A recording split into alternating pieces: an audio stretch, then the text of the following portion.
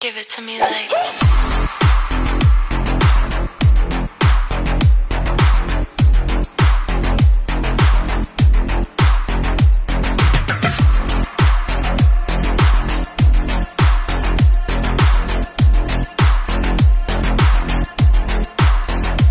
I love you.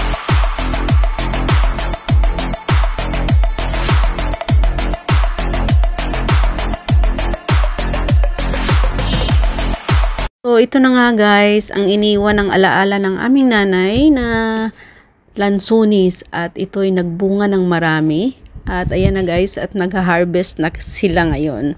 So, yun ang sinasabing pag may itinanim, may aanin. So, ayan na guys, ang bunga niya na first harvest. So, ngayon lang siya nagbunga ng marami guys. Simula nung nawala ang aming nanay. So, ayan guys. Thank you for watching.